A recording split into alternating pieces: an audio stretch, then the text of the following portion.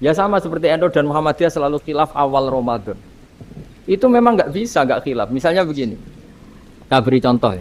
Karena kadang yang khilaf juga nggak pernah belajar. Lucu kan? Tak beri contoh ya. 2001 itu abad keberapa tuh?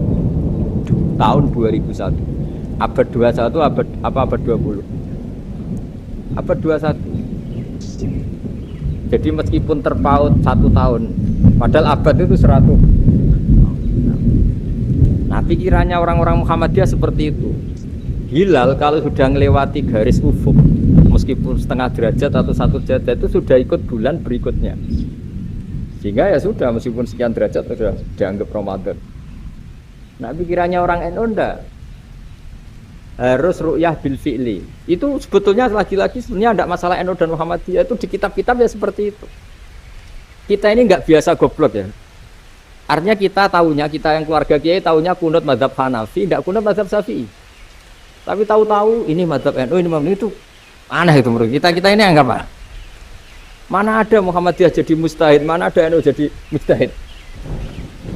Jadi sebetulnya orang tahu semua lah kalau Abu Hanifah tidak kunut, Imam Syafi'i itu kunut. Imam Syafi'i pernah main di masjidnya Abu Hanifah ya tidak kunut, ditanya kenapa tidak kunut? Jenengan itu presiden kunut, tidak sanggup mati Abu Hanifah, itu dia biasa aja. Sekarang geger, ya karena tidak punya kegiatan. Sebenarnya itu nggak masalah, mulai dulu biasa. Saya teruskan. Nah, menurut mayoritas ulama nunggu ru'yah bil fi'li. Ru'yah bil fi'li itu gini. Mata telanjang bisa melihat karena agama ini menggantungkan perintah itu sama melihat. Kalau kamu tidak melihat itu bagaimana kena hukum? Ibarat gini. Pak Rektor datang ke rumah saya tapi saya nggak tahu. Kena nggak saya hukum harus menghormati? Dia datang nggak sembunyi-sembunyi. Saya kena hukum harus menghormati ya kalau melihat, kalau enggak ya enggak. Tapi Pak Rektor tetap bilang, tapi saya hakikatnya datang, jadi saya datang. Itu kan ribet. Akhirnya ya sudah, itu nggak ada khilaf sampai mati ada khilaf karena yang satu menggantungkan hukum itu digantungkan sama tahu. Kalau enggak tahu ya, misalnya baju saya ini hakikatnya ada najis, pas sholat saya enggak tahu. Sholat saya sah apa enggak? Sah. Karena hakikatnya, ya memang saya enggak tahu. Tapi hakikatnya ada najis apa enggak? Ada. Ya sudah, itu sama-sama masuk akal. Ada lagi khilaf yang senam otak. Fasyamu salasati ayamin fil haji wa sab'atin idza raja'tum. Singkat cerita ada satu pelanggaran haji yang kata Allah kafarohnya itu puasa 3 hari sama 7 ketika kamu pulang, idza raja'tum, ketika kamu pulang. Dalam mazhab Syafi'i yang namanya pulang itu yang haji sudah sampai rumah. Di mana-mana pulang itu ya sampai rumah. Dalam mazhab Abu Hanifah enggak, ketika orang sudah balik kanan dari Arab Saudi, dari Mekah, ya namanya sudah pulang. Misalnya gini, ini Pak Rektor pamit saya, Pak Haris. Gus, Pak Haris mana? Ya sudah pulang kata saya, padahal sampai pandangan belum sampai. Tapi bagi keluarganya belum pulang. Lalu idza raja'tum ketika pulang itu bahasanya siapa? Bahasa istrinya apa bahasa yang ditamoni? Kamu ditamoni orang, terus kamu tamunya mana? Sudah pulang. Tapi tanyakan istrinya, belum pulang. Khilaf-khilaf gini kok jadi geger itu kan goblok banget menurut saya itu. Jadi biasa, gini itu biasa. Jadi ya karena memang ini bukan masalah akidah, ini masalah furu'iyah, masalah fikih itu masalah furu'iyah. Mau tidak mau harus beda. Misalnya di sholat juga gitu. Wa ayu qu'udin qu'adal musolli sokhat sholatu. Duduk dengan gaya apapun itu sholatnya sah. Jika sampean kalau haji atau umroh, orang Arab itu jenenge duduk ngenak awak di kursi. Duduk sopan ya hanya orang Indonesia loh. Kalau sholat tuh masih duduk ala orang tahiyat. Kalau sampean di Mekah, duduknya pakai apa coba? Kursi ya? Oh enak sholat duduk. Karena memang takbirnya dipakai dengan duduk gaya apa saja. Sah. Makanya sengenak awak duduk di kursi. Ribet kan? Mau tidak disahkan itu namanya duduk. Mau disahkan masa iya soal Allah kok duduk santai-santai gitu. Tapi mau apa? Ini fikih. Biasa ulang lagi ini fikih. Fikih itu Ya sudah, ini fikih. Makanya kalau ulama berdebat, misalnya Abu Hanifah berpendapat sholat itu wajib baca Fatihah apa asal Quran. Dalam mainstreamnya ya Fatihah, karena la sholata liman lam yaqra bi Fatihatil kitab. Tapi cara Abu Hanifah enggak. Faqra'u ma tayassara minal Qur'an, bacalah apa saja yang mudah bagi kamu, asal itu Quran. Oh, gak nyanyi. Ya sudah, mau apa coba? Jadi ya susah memang kalau fikih itu ya sudah seperti. Ada lagi yang masih ekstrim misalnya. Yang namanya menyembelih hewan itu gimana coba? Dari hidup ke mati, apa pasti mati disembelih? Cara madzhab Imam Syafi'i yang namanya menyembelih itu penyembelian harus menjadi sebab kematian. Itu yang sah. Orang lagi penyembelian menjadi sebab kematian yang syar'i. Sehingga beliau mensyaratkan hewan yang disembelih ini masih punya hayatun mustaqirrah, punya kehidupan yang normal. Sehingga kalau nggak disembelih ya hidup. Sehingga kalau ada hewan ketabrak truk kejet-kejet mesti mati nih buat sembelih. Itu nggak sah karena nggak usah disembelih ya wes mati kan. Karena ini hanya nunggu koordinasi Israel kan, dia kejet-kejet itu kan prosedur itu. Tapi tidak disembelih pun. Tapi cara mazhab Malik enggak.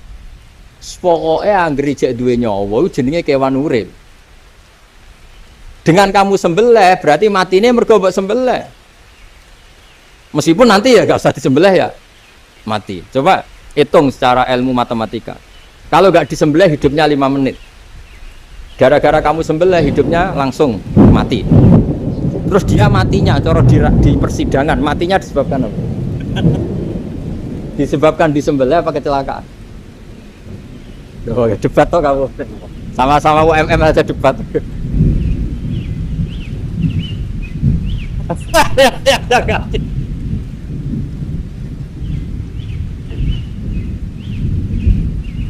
Loh, saya pernah ngalami nyata itu. Saya jalan-jalan sama anak saya pakai motor.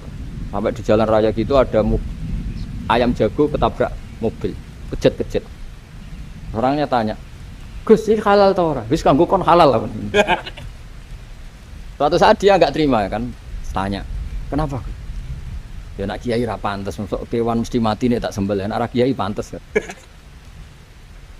Karena aku tahu kamu tuh gak kiai, mesti motifnya itu mergo jago, jajal cilik gak putak kokno. Adekan ayam itu bayi kan gak ditanyakan. Kejet-kejet mati rak lah wong cilik wae. Tapi masalahnya ini kan jago. Eman. Tapi secara fikih pertanyaannya tadi. Hewan yang sudah tidak punya hayatun mustaqirrah, dia hanya punya al-hayat al-ittiroriyah, dia punya harokah ittiroriyah. Dia mati kejet-kejet memang prosedur mati harus seperti itu.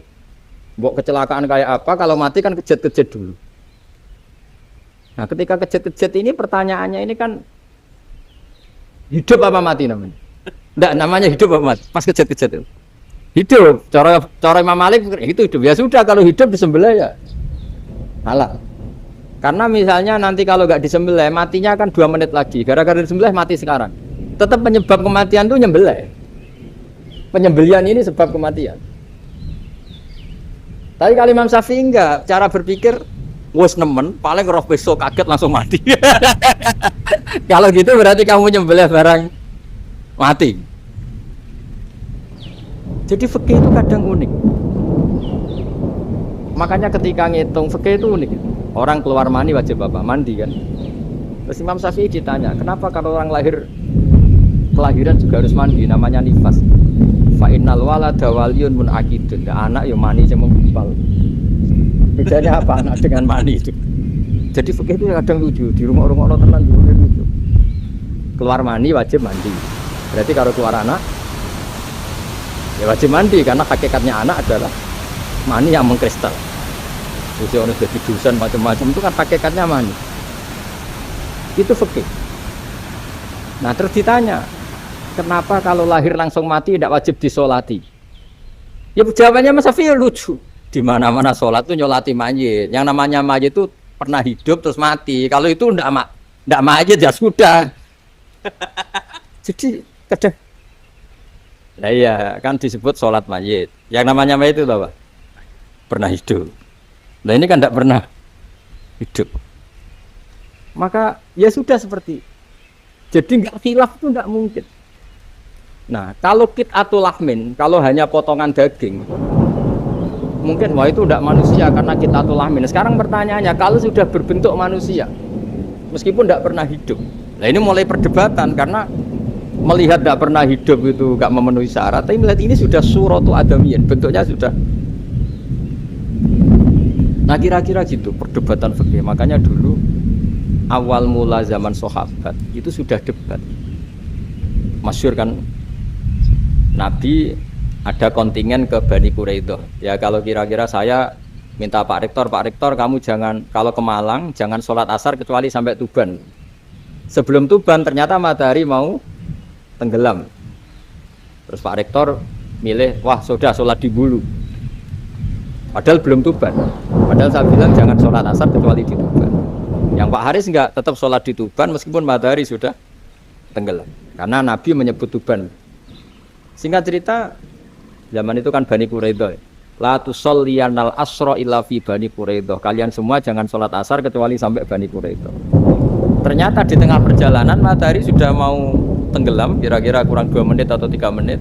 Sahabat-sahabat, sudahlah kita sholat asar di sini. Kalau sampai sana pasti sudah tenggelam. Separuh sholat. Yang separuh enggak, kata Nabi harus di Bani Quraidah. Ya sudah nunggu di Bani Quraidah meskipun matahari sudah. Singkat cerita dua kelompok ini matur, ya Rasulullah kita ngalami ini perdebatan gini-gini. Di semua riwayat di hadis-hadis sahih disebut falam yu'annif wahidan minhuma. Nabi tidak menyalahkan salah satunya atau enggak menyalahkan dua-duanya. Itu bahasa Indonesia juga ribet, yang benar gimana itu? Enggak menyalahkan salah satunya apa enggak menyalahkan dua-duanya? Gimana bahasa benernya? Salah satunya itu dua-duanya. Ya. Enggak, kalau bahasa Indonesia tidak menyalahkan Dua-duanya. kedua-duanya apa salah satunya yang benar? Dua-duanya.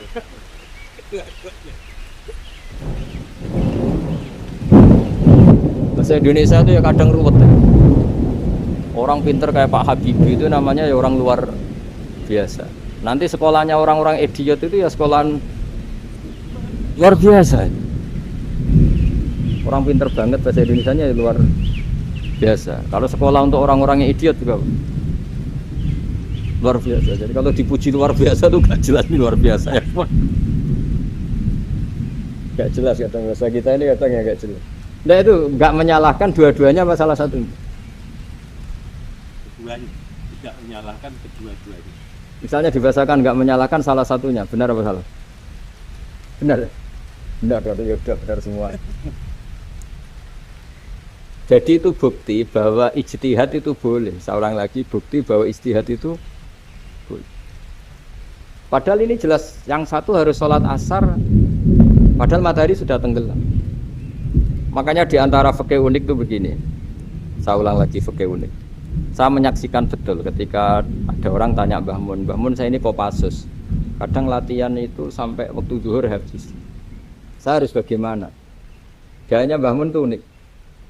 Sementing ojo ngosor sholat. Engkau yojo niat jamak, atau kodok katanya. Singkat cerita terus orang ini diskusi sama saya karena ini ya alim pernah mondok. Kenapa kosor tidak boleh? Karena kosor itu ekstrim, merubah bentuk sholat dari 4 menjadi 2. Maka alasannya harus jelas. Harus jelas itu orang yang latihan di Kopassus itu kan dia sudah berasrama di situ. Berarti dia sudah tidak musafir karena asramanya di situ, sudah mukim. Kalau dia kosor itu merubah bentuk sholat dari 4 menjadi 2. Merubah itu ekstrim. Tapi kalau dia qadha itu hanya mengakhirkan sholat dari waktunya. Kira-kira kalau kamu jadi malaikat ekstrim mana? Merubah sama menunda? Ekstrim merubah kan? Karena 4 menjadi 2. Terus ojo jamak takdim tapi jamak takhir.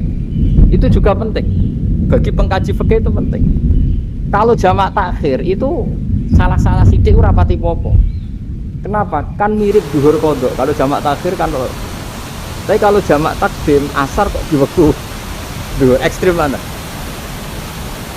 Perubahan takhir sama takdim itu ekstrim mana? Ekstrim takdim karena melakukan sesuatu belum waktunya. belum waktunya. Jadi itu memang, ya memang tadi kajian-kajian fikih itu memang unik. Karena bagi ahlinya, saya ulang lagi, tapi ini saya ulang lagi bagi ahlinya. Makanya ketika Nabi menjamak sholat ketika nusuk, ketika haji itu kata Imam Syafi'i lis safar. Karena Nabi pergi jauh karena rumahnya Madinah. Tapi resikonya fatwa itu adalah orang Mekah nggak boleh jamak karena kawasannya nggak sampai 90 kilo lah kalau sekarang. Tapi kata Imam Malik nggak, ya lin nusuk, sehingga orang Mekah pun yang haji ya boleh jamak karena alasan jamaknya karena nusuk, karena haji bukan karena jarak. Terus diteruskan lagi, kalau karena pergi boleh jamak, memangnya pergi itu kenapa? Karena repot. Nah itu masalah kan, tidak sakok.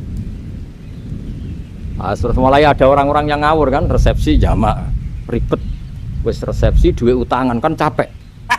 Wah itu sudah jamak ribet kan. Jadi kalau sudah illatul hukmi itu sudah mesti bikin masalah. Kalau sudah illatul hukmi itu pasti bikin masalah. Nah, pertanyaannya, jamak itu masih gampang karena bentuknya sholat masih 4. Yang ekstrim kalau qasar karena bentuk sholat 4 menjadi 2. Maka kata Mbah Mun pesennya, nak kue ra mesti bener, jika alasan itu tidak mesti benarnya. Pokoknya sementing tidak qasar kan.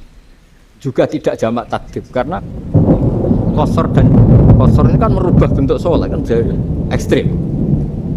Jamak takdim juga ekstrim karena mendahulukan sholat sebelum waktunya. Kalau jamak takhir kan biasa, kalaupun salah kan mirip kodok. Ya mirip kodok biasa kan. Nah ini saya cerita, jadi fikih itu bagi ahlinya itu memang punya konsekuensi yang seperti itu. Makanya pertanyaannya misalnya, bagaimana hukumnya penyembelihan lewat mesin? Ya, ribet kan? Bagaimana nyembelih dari belakang? Saya baca di kitab-kitab nyembelih dari belakang itu ya hukumnya tetap boleh asal itu hulkum dan mari itu terpotong. Tapi pertanyaannya, jangan-jangan ayamnya sudah kaget dulu karena uratnya ini. Makanya perlu ditanya ahli medis, setelah uratnya tercabut ini jangan-jangan sudah berstatus mati. Kan potensi ketika dipotong dari sini, potensi sudah berstatus mati. Makanya, nah kalau misalnya menyembelih dengan dibacok, itu langsung mati gitu. Itu tetap ada doktoh, dalam bahasa fikih doktoh. Dia terkaget, gitu.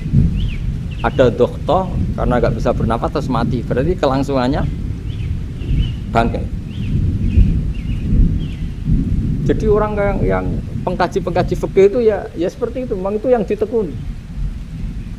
Tapi kita sebagai orang awam ya tadi, nak sing kecelakaan itu wedhus, ayam jago ngeman, tapi nak pitik cilik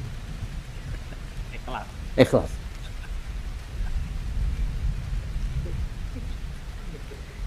Makanya ada pertanyaan orang-orang, saya pernah ditanya itu ya bingung tenan. Gus, kalau ada orang mati oplosan misalnya, dengan datang sholat enggak?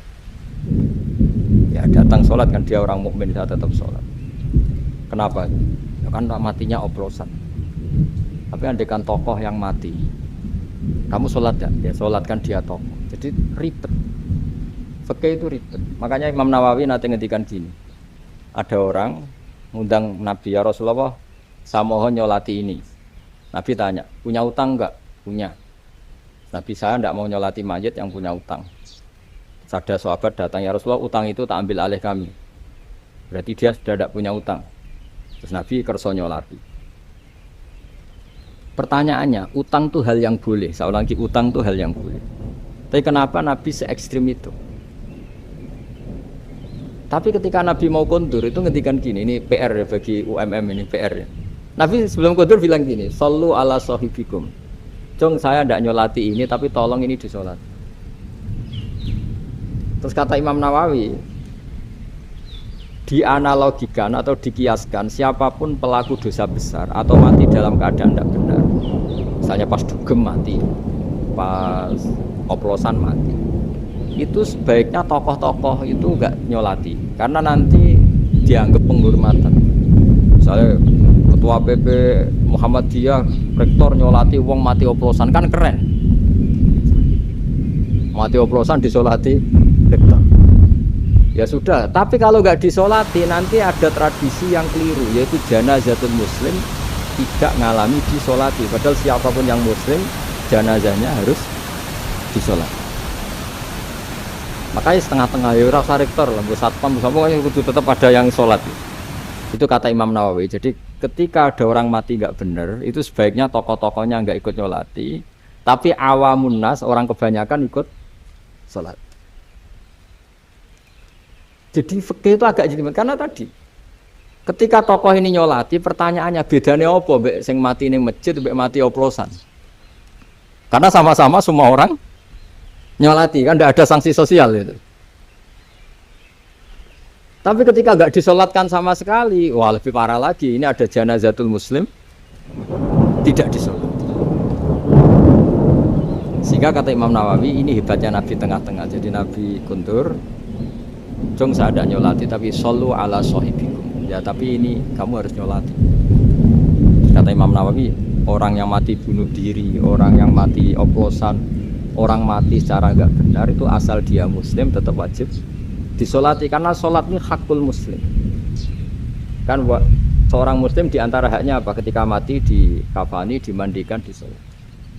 Tapi ini masalahnya matinya pas murtakibul kabiroh, pas melakukan dosa besar, dan itu sebab kematiannya. Kalau dia oplosan kan sebab matinya ya karena oplosan, ya kan terus ribet mau disolati oleh, apalagi misalnya kita ketua ulama udah terkenal wali, wah keren mati oplosan itu disolati wali, kan ribet kan. Nanti yang repot malaikatnya itu ya, ini yang nggak kata bahaya. Saya pernah baca kitab tuh yang repot malaikat. Itu ada yang bilang gini, orang yang punya hutang itu pasti nanti hisabnya berat, diaudit malaikat sampai bisa nyaur hutangnya. Sementara malaikat kena konstitusi, kalau Nabi mendoakan harus mustajab. Ini kan ada dua hukum yang berlawanan. Sekali Nabi berdoa wa maghfir lahu warhamhu, itu harus dituruti malaikat. Nggak boleh doanya Nabi nggak dituruti malaikat.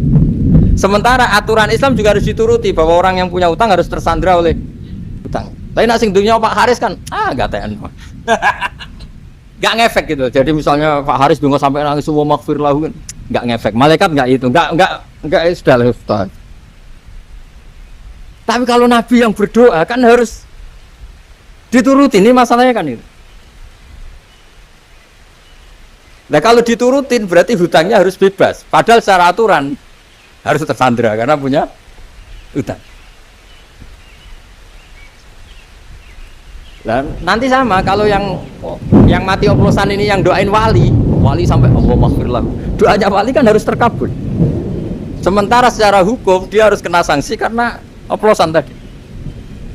Daripada ngerepotno malaikat, sudahlah wali-wali ini tidak usah ikut nyolatin. Yang nyolati ya orang-orang nggak jelas ini, sehingga kan malaikat kan santai aja kalau mau nyiksa. Loh tapi kan sudah didoain, gak ngefek. Kan doanya orang-orang nggak penting. Itu ada tuh di sarah Muslim itu. Di sarah Muslim di bab ketika Nabi ngitikan babu qauli Rasulullah sallallahu alaihi wasallam shallu ala sahibikum. Jadi belajar fikih itu asik. Karena tadi harus dipelajari. Kalau enggak ilmu ini hilang. Terus nanti takutnya lagi ilmu fikih itu direduksi sosial. Misalnya gini, pepe wong cilik wae kiai-kiai ra gelem nyolati. Orang melihatnya ini karena yang oplosan wong cilik om larat ra disolati. Jajal bupati ya disolati, mergo amplopnya gede-gede kan terus ruwet kalau dianalisis gitu kan ruwet. Makanya kenapa saya harus ngomong fikih supaya semuanya itu enggak didudukkan urusan sosial itu. Nah kalau semuanya didudukkan sosial kan sentimennya sentimen sosial. Ribet. Padahal yang sering mati oplosan itu kan wong-wong cilik gitu loh, karena tadi kalau wong sugih kan pakai whisky yang mahal yang insya Allah tidak mati kan gitu. Yang mati kan yo mergo Virtus macam-macam itu kan. Artinya ini kalau nggak diterangkan secara fikih, kiai-kiai yang nggak datang dikira masalah sosial kan. PP salam tempel era gede terus nggak datang kan terus jadi ribet. Ya makanya ini lewat pengajian ini supaya sampean lebih tahu ya bahwa khazanah Islam ini kata beberapa ulama kafatal linnas, maknanya semuanya, sehingga Allah akan mentakdirkan kajian Islam akan ada di seluruh dunia. Jadi kenapa IAIN marak di Indonesia, UMF, Universitas NU buat? Karena agama ini kafatal linnas, tidak miliknya orang Arab tapi milik semua. Orang alimnya juga gitu. Jika ada liga alim seluruh dunia, itu orang Indonesia, orang Afrika, ya selalu ada orang alim yang kelas dunia. Seperti dulu ada Imam Bukhari, itu as-sahhul kutub ba'da kitabillah, kitab terbaik setelah Quran itu Bukhari, padahal dikarang oleh orang Uzbek. Kata siapa? Islam As-Sofyan, ada orang Arab ngakui kalau kitab paling sahih itu Bukhari. Mekah Madinah pun ngakui kalau kitab paling sahih Bukhari, padahal pengarangnya ada orang Arab. Orang mana? Uzbek. Imam Ghazali yang diakui seluruh dunia itu Atos itu ikut Persia, juga bukan orang Arab, si bawah jadi orang Persia. Nah, ini yang belum ada orang Malang ini, tinggal PR ini. Ya nyusul ya, ya saya kira demikian. Assalamualaikum warahmatullahi wabarakatuh.